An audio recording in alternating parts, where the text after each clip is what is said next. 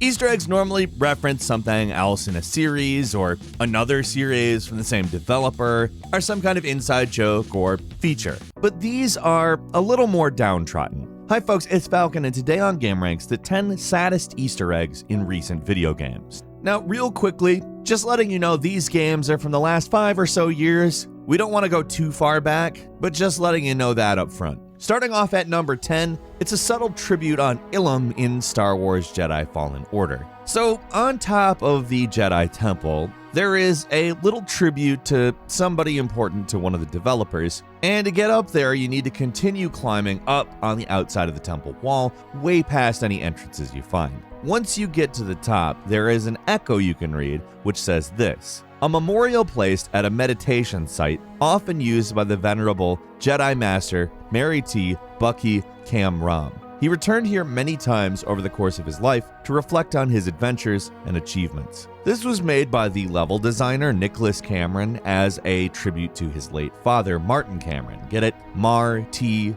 Cam Ram. Nicholas Cameron actually explained a little bit more about this on Twitter and talked about his dad a little bit. Apparently, Martin Cameron worked on an artist on a lot of old school games, including stuff like Monkey Island and, more interestingly, X-Wing vs. TIE Fighter. At number 9 is Gears 5. There is a Tomb of the Unknown. Gears of War games have a lot of intense action and, just general kind of action movie-esque bravado, but they can also be pretty sentimental when they want to be as well. Case in point, the Easter egg you can find in Act 4, Chapter 2, which is about honoring the fallen. How it works is you need to collect 9 specific items found throughout the game and place them at this memorial wall, the Tomb of the Unknowns. You don't have to get every collectible for this to work, just the ones that are associated with the past deceased characters from the franchise. And after each item is placed, you'll hear a quote from the character, usually something like inspirational or kind of sad. For fans of the series, hearing Dom's voice again also is just kind of nostalgic and sad itself. Once all 9 items are placed on the ground, you get an interact prompt, which will make your character salute, while the 9 ghostly forms of all the lost characters appear in front of the memorial. It's a small thing, but it's a kind of sad reminder of all of the different characters that have died in the series, and it's kind of one of those series that hasn't been super kind in terms of letting the main cast live. At number 8, Hitman 3, when Agent 47 erases his memories. The Hitman series isn't exactly the most cheerful thing you are ever going to see, but they're not usually that grim either. They usually end with taking out a final target and Agent 47 continuing on his merry way, but in the secret ending to Hitman 3, things get a little dark. For the final mission of the game, 47 is going after Constant, the main enemy of the past 3 Hitman games, and the new leader of Providence, the secret society you've been hunting this entire game. He's on this heavily guarded train traveling through the Carpathian Mountains in Romania, and when you finally confront the guy, he doesn't really put up much of a fight. Instead of trying to get away, he offers 47 a choice: either kill him and live a purposeless life, or take his memory wiping serum that will make him forget all the horrible violence he's committed and allow him to continue being an assassin. For most players, the choice is pretty obvious. In fact, it doesn't even seem like a choice at all. Most players probably see this for just what it is: a chance to use the serum on the bad guy and make him lose all his memories instead. But if you wait for about a minute after he gives a syringe to you, an option will appear so that 47 can inject the stuff into himself, erasing his memories. Basically, what's happening here is that 47 accepts he can't exist as part of normal society and therefore chooses to just be a weapon instead of living as a person, which is kind of dark. The normal ending is surprisingly hopeful, but this one is, it's sad. At number 7 is Just Cause 4's Hidden Memorials. The Just Cause games are well known for their goofy and out there Easter eggs, but these memorials that can be found hidden around the enormous island of Solus are a lot more somber. And we're not just talking about one memorial here, there are quite a few around. Some of them are even bunched together, like they're all plaques by people who worked on the game dedicated to lost loved ones. With development teams getting bigger and bigger and productions taking longer and longer, it's just a fact of life that a certain percentage of that team has to deal with loss of a loved one during production. And as you can see here, a lot of these developers lost someone in their lives. Most of these can be found near lighthouses on the western coast, but some are a little bit more hidden. Probably the hardest to find one is also the most heartbreaking. Not to undersell the tragedy of any of the other deaths here, but if you're a dog lover, the last one's pretty touching. You have to look for this small farm in the Talida Mountains. where there's a memorial dedicated to Maddie with the simple quote, "Why I love dogs." In a cute little detail, there's a bag of dog food there as well. This memorial in particular, I think a lot of people can relate to. At number 6 is Hollow Knight's Dung Defender's Secret. Hollow Knight is a game with cute little bugs, but a somber atmosphere and a gloomy color palette. One of the most interesting ways the game combines something charming and goofy with something sad can be seen in this critter literally called the Dung Defender. It is a dung beetle, and it acts as the boss of the royal waterways. Yes, he does attack with dung.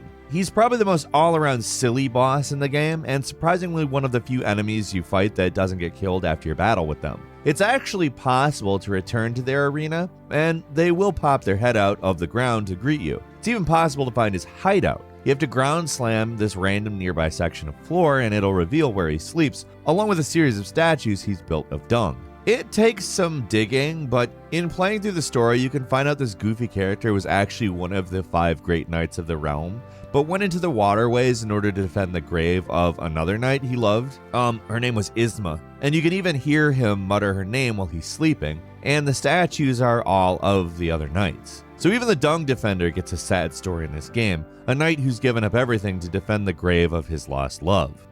At number 5 is Spider-Man and Spider-Man Miles Morales, Uncle Ben's grave, and the Stan Lee statue. If you're a Spider-Man fan, you know that it's kind of a thing that bad things happen to the webhead. His entire origin story is defined by tragedy. Sure, at this point we've all seen it, and thankfully this game doesn't start with his uncle's death or anything, but you can still find his grave, and Peter pays his respects if you want. Hey, Uncle Ben. Miss you. Doing my best to make you proud. There's another grave you can visit in Miles Morales, that of his father who died during the events of the original game. Like, dads just have to go if you're Spider-Man, basically. Something that's a little bit more emotional, specifically just for Marvel fans, can be found elsewhere as well. A statue dedicated to the legendary Stan Lee, who helped create these iconic characters. His cameos in Marvel productions were famous, and he managed to appear in the PS4 Spider-Man near the end of his life as a short-order cook. If you return to that same diner in the open world in Miles Morales, you can find his statue. If you're a big Marvel fan, it might make you a little bit misty-eyed.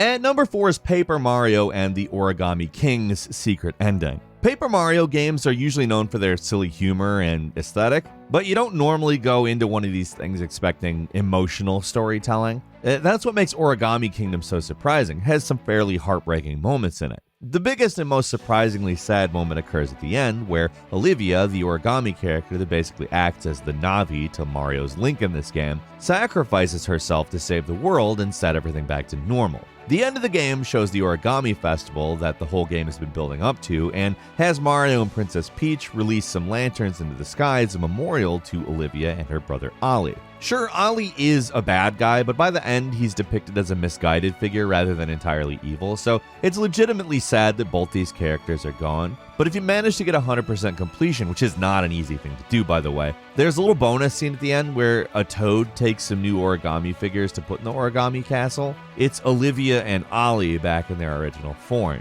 It's a surprisingly somber ending for a Mario game of all things, but this secret ending just puts a sweet little cap on things. At number 3 is Celeste, which has reversed audio in Act 5. Celeste is a game that deals with some pretty heavy issues as it is, like depression and identity, and it's really subtle a lot of the time and sometimes very good humored. It's also all around a really great platformer that we don't get the chance to mention a whole lot, but there's a really interesting secret hidden in Act 5, the Mirror Temple. This part's kind of obvious. When you enter the mirror world, it's just the standard level's music reversed, but the developers are hiding something else in there too. If you listen to the reverse music for long enough, you can actually hear a voice. It is very quiet and hard to make out, but if you boost the audio, it's a lot more clear. And it's pretty sad stuff. It sounds like the main character's inner thoughts, and they go to some pretty dark places. The game kind of oscillates between these darker moments and more cheerful ones, and Act 5 is definitely one of the areas where the story gets a bit darker. But this secret is especially troubling and sad. Like, if you're a person who's ever had to deal with depression in any form, and I'm not making any assertions that you have, but it's fairly common. I have, but it can really make these lines hit pretty hard. Number 2 is the Resident Evil 3 remake with Kendo's daughter. If you played the Resident Evil 2 remake, you probably remember this sad scene where you meet the gun shop owner named Robert Kendo, whose daughter has turned into a zombie. After that scene, it's possible to approach the door he goes into and hear some additional dialogue from him. Well, the same thing happens in the Resident Evil 3 remake. After Jill meets up with the man in his store and offers him a way to escape the city, he says he has other plans before disappearing behind the same door he enters in Resident Evil 2. If you go up to the door and listen, you can hear a different bit of dialogue. With how similar these two scenes are, it can be kind of confusing to figure out the timeline of events, but in the scene with Resident Evil 3, it actually happens before the one in Resident Evil 2. Resident Evil 3 is part sequel, part prequel, and the start of the game happens before the events of Resident Evil 2, while the end occurs after. Basically, by listening in like this, you get the whole sad story. Robert's wife was infected, and he was forced to kill her to try to protect his daughter, Emma. Sadly, his daughter was infected anyway, and by the time Jill was there, Emma hadn't completely turned yet. When Leon encountered him, his daughter was fully gone, and after that scene, he takes her into the back and kills her before killing himself. For a character with only a few brief scenes in the series, it's probably one of the most darkest and tragic stories out of anybody. And finally, at number 1, it's Red Dead Redemption 2's Paying Respects and Bonnie's Ex. Red Dead 2 is honestly just a pretty sad game all told. There is a lot of tragic and pointless deaths you experience throughout the story, and there are many side stories that end sadly on top of all that. If you want to remember the way many members of the gang die during the course of the game, or just pay your respects in some way, you can actually find a grave somewhere dedicated to every main character who's lost, usually in some out-of-the-way or impromptu spot around where they died. Most of these guys don't get the luxury of a proper burial, so usually all you'll find is some sticks and a mound of dirt. It's just another reminder of how brutal the way life in the Wild West was. There is another really sad moment that can be found in RDR2 that is actually really easy to miss. If you remember in the first Red Dead, the character Bonnie McFarlane had mentioned that she had an ex-husband. Well, it's actually possible to find this guy, but he is in terrible shape. You can find him on the shore in the lake south of Flatneck Station, and when you first see him, you might mistake him for a corpse, but if you get too close, he'll suddenly get up, he'll give you a letter, and then he'll just die. The letter is addressed to Bonnie, and it's pretty emotional about how sorry he is and how he's trying to make things right. Usually for these kinds of Rockstar secrets, you expect some layer of irony over the whole thing or a joke somewhere, but there is no joke. It's just a really sad letter written by a guy who couldn't overcome his demons. Red Dead 2 is honestly filled with a lot of little details like this, but these two are probably some of the most notable. A quick bonus for you as well. In SpiderMan PS4, there was a marriage proposal that went wrong.